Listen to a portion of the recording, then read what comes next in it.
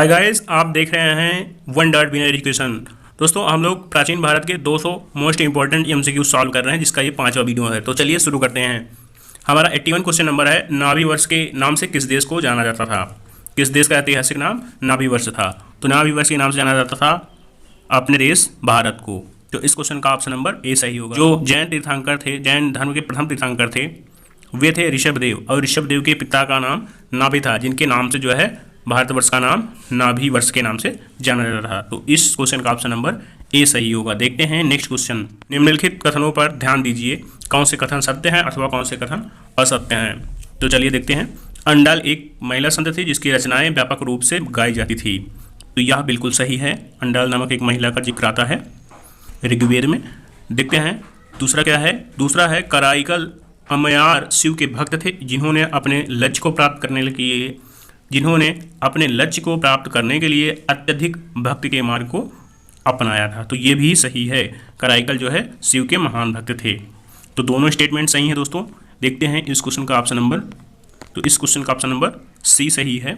एक और दो दोनों। देखते हैं नेक्स्ट क्वेश्चन। नेक्स्ट क्वेश्चन है हमारा, निम्नलिखित में से किस भारतीय राजा ने धर्म महामात्य नियुक्त किए थे?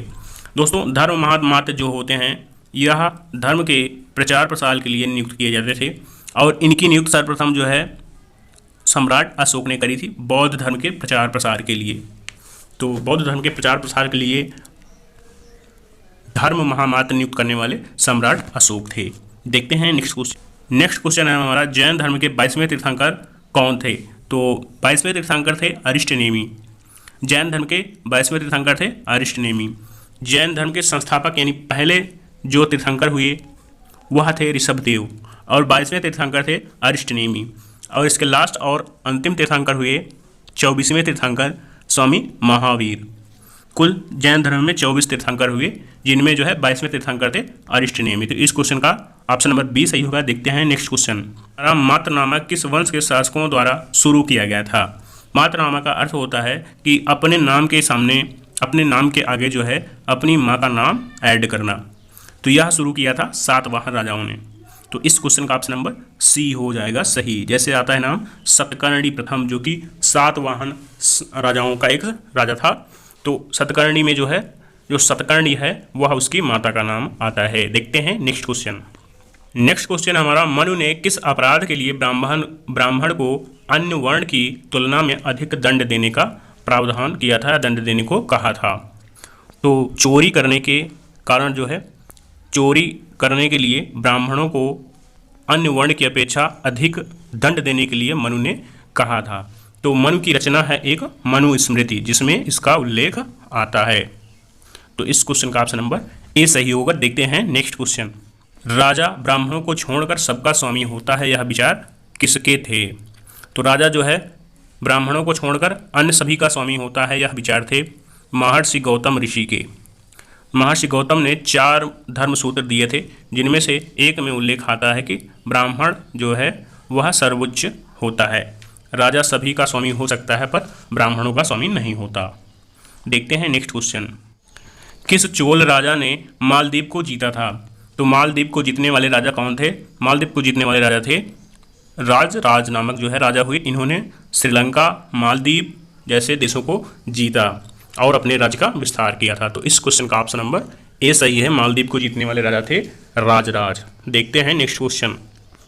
नेक्स्ट क्वेश्चन है हमारा, कल्पद्रुम की रचना किसने करी थी? तो कल्पद्रुम की रचना करने वाले हैं लक्ष्मीधर। तो इस क्वेश्चन का ऑप्शन नंबर बी सही हो जाएगा। अशोक के ब्राह्मी शिलालेख को सर्वप्रथम किसने पढ़ा था? तो अशोक के शिलालेखों को पढ़ने वाले प्रथम व्यक्ति थे जेम्स प्रिंसेस।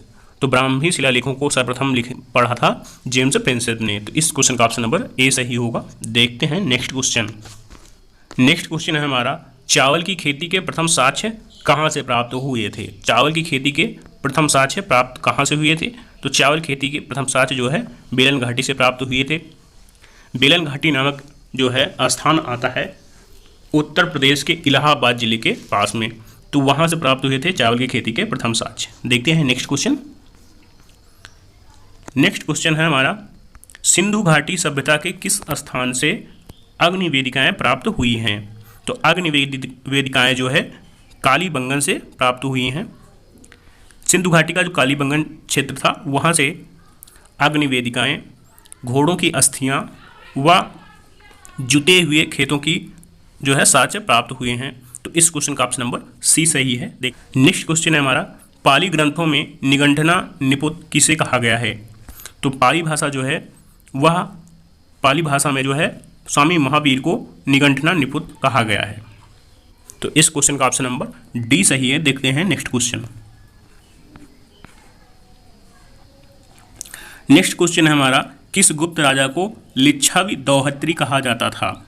तो लिच्छव दोहत्री के नाम से सम्राट समुद्रगुप्त को जाना जाता था। समुद्रगुप्त पुत्र थे चंद्रगुप्त के। तो चंद्रगुप्त के जो पुत्र थे समुद्रगुप्त, चंद्रगुप्त प्रथम के पुत्र थे समुद्रगुप्त, तो इनको कहा जाता था लिच्छवी दोहत्री।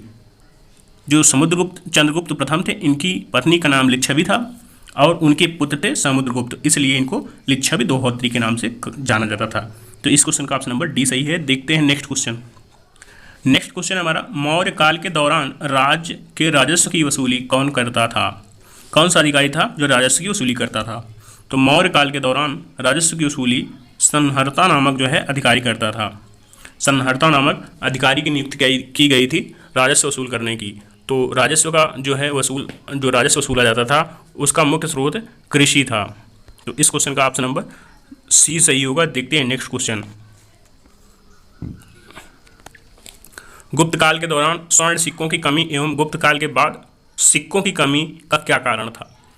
तो गुप्त काल के दौरान जो सिक्कों की कमी आई थी और उसके बाद जो सिक्कों की कमी आई थी वह आई थी व्यापार में गिरावट के कारण। तो इस क्वेश्चन का ऑप्शन नंबर सी सही होगा, ओ डी। नेक्स्ट क्वेश्चन है हमारा, अष्टम स्थान जो है कौन सा नहीं है? अष्टम स्थान जो है यह संबंधित है बौद्ध धर्म से, जो कि बौद्ध धर्म से संबंधित पवित्र स्थान है जिनकी संख्या 8 है। तो उनमें से तक्षशिला है, यह संबंध नहीं रखता। तो तक्षशिला जो है इन 8 स्थानों में शामिल नहीं है। तो इस क्वेश्चन का ऑप्शन नंबर डी सही होगा। ये 8 स्थान हैं लुम्बिनी, गया, सारनाथ, कुशीनगर, श्रीवस्ती, कायस्थ, राजगृह और वैशाली। इनका जो है इन सभी 8 स्थानों को बौद्ध ग्रंथों में अष्टम स्थान के नाम से जाना जाता है। तो चलिए देखते हैं नेक्स्ट क्वेश्चन। नेक्स्ट क्वेश्चन हमारा, तृतीय बौद्ध संगीत किसके शासनकाल में हुई थी? तो दोस्तों जो बौद्ध संगीत हुई थी वह हुई थी 4, इनकी संख्या 4 हुई। 4 बौद्ध संगीतियाँ हुई थी। प्रथम बौद्ध संगीत हुई थी अजातशत्रु के शासनकाल में, द्वितीय हुई थी कालाशोक के शासनकाल में, और तृतीय बौद्ध संगीत हुई थी सम्राट अशोक के शासनकाल में, और चौथी और अंतिम बौद्ध संगीत हुई थी कनिष्क के शासनकाल में। तो इस क्वेश्चन का ऑप्शन नंबर ए सही है। देखते हैं नेक्स्ट क्वेश्चन। नेक्स्ट क्वेश्चन है हमारा, गौतम बुद्ध को किस उम्र में ज्ञान प्राप्त हुआ था? तो गौतम बुद्ध को 35 वर्ष की अवस्था में ज्ञान की प्राप्त हुई थी। वट वृक्ष के नीचे इनको ज्ञान प्राप्त हुआ था। तो इस क्वेश्चन का ऑप्शन नंबर बी सही है। देखते हैं नेक्स्ट क्वेश्चन। नेक्स्ट क्वेश्चन है हमारा, गौतम बुद्ध का एकमात्र पुत्र उसका क्या नाम था? तो गौतम बुद्ध का एकमात्र पुत्र उसका नाम राहुल था और इनकी पत्नी का नाम था यशोधरा। तो इस क्वेश्चन का ऑप्शन नंबर ए सही होगा। Thanks for watching. मिलते हैं नेक्स्ट वीडियो में।